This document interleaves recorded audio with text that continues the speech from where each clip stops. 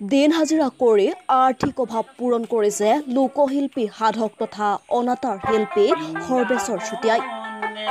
সুদীৰ্ঘ ৩৫ বছৰ কাল লোকসংগীত সাধনাৰ জৰিয়তে অতিবাহিত কৰি এতিয়া আৰ্থিক দৈন্যতাত দিন পাৰ কৰিছে মেৰাপানী তৰাণীৰ সৰ্বেশ্বৰ চুতীয়াই।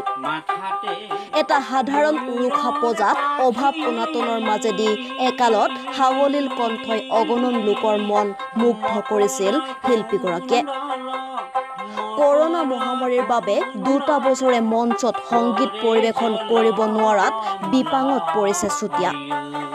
অভাৱ অনাটনৰ বাবে মনৰ বহু পৰিকল্পনা বাস্তৱায়িত কৰিব নোৱাৰা বুলি উল্লেখ কৰাৰ লগতে পৰিস্থিতি ভাল হ'লে পুনৰ মঞ্চত গীত পৰিৱেশনৰ ক্ষেত্ৰত অদম্য হেঁপাহ পুহি ৰখা সৰ্বেশ্বৰ চুতীয়াই পুনৰ ঘূৰি যাব লোকসংগীতৰ জগতখনলৈ।